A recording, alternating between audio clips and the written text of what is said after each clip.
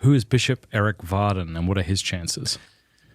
Well, now Bishop Erik Varden is, so there are ordinary candidates and there are extraordinary candidates. And in what sense? In the sense of someone who comes along once in 500 years, kind of like John Paul II. We have only a few popes who are named the Great. Gregory the Great, John Paul the Great, Leo the Great. These are extraordinary candidates, and not to get too far ahead. Like Shevchuk, I think would be one of those, but.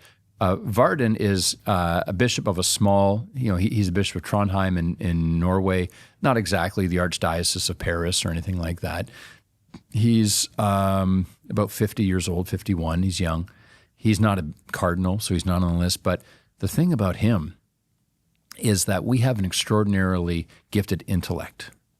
We have someone who has an extraordinary story from like a nominally Lutheran teenager with no connection to Catholicism and secular Norway to being a Cistercian bishop, who does a doctorate in Syriac, Christianity. Someone who has intellectual chops and has profound spiritual depth. He's a true monk who is at the same time eloquent without being loquacious. A man with a penetrating grasp of essence, the essence of our problems, without being overly bookish and with sharp elbows and prideful in his condescension to people who don't get it.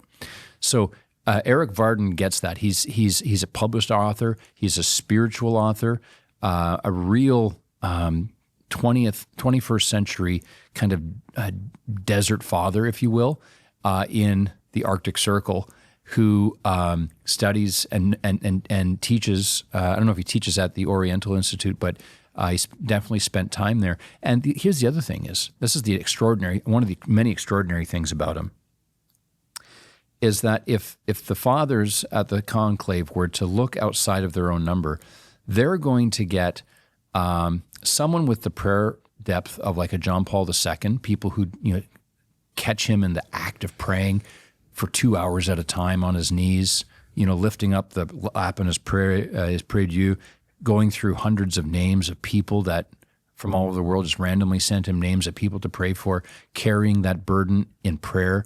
You get someone like that. We have in Peter Varden, but you also get someone Erik Varden. Erik Varden. You get someone like that who also, here's the added bonus, is deeply respected by the most hardcore Orthodox enemies of Catholicism. And I'm talking about the Orthodoxy or death monks on Athos. How do you know that? From people who know it, who are there, who've seen it happen. Okay. So, because there are certain monasteries in Athos where, Simona Petra, you and I could probably go in.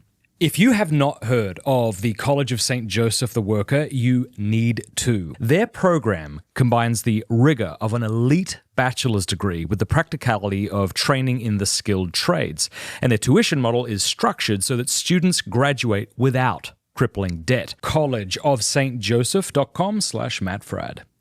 But there are other monasteries and cells on Athos where you and I mean, it's like 1959 in the South, and you can't drink from that fountain. You and I can't go on because we're dirty Catholics.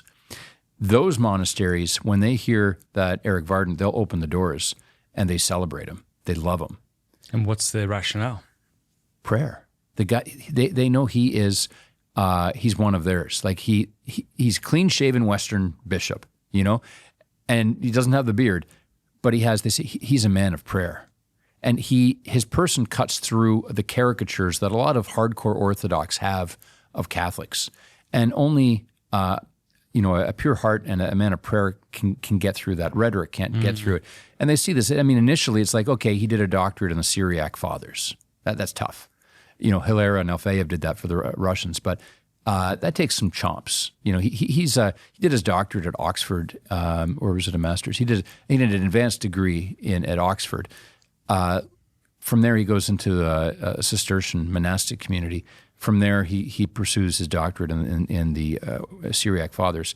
And so he knows what constitutes the East. The monastic tradition, silence, the prayer of the heart, and the liturgy. So they see that in him. And that is, there's currency in that you cannot get from ecumenical dialogue. Ecumenical dialogue is all this verbiage about being one.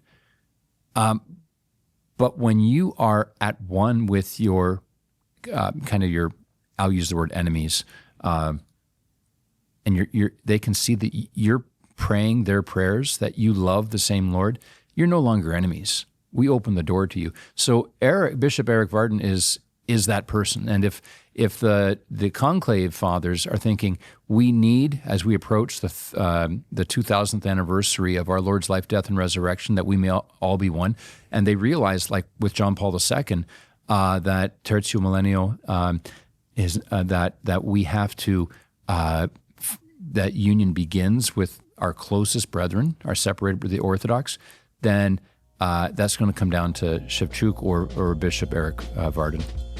All right, well, we'll pray, and we should pray. All Catholics should pray. There's this, I think, misunderstanding that whoever is chosen was exactly who God wanted it to be. But distinguishing between his perfect and permissive will, we grant, and Pope Benedict talked about this, that just because someone's elected Pope, it doesn't mean that was God's perfect will. So right. We do want to pray for all the cardinals and pray for the next Pope.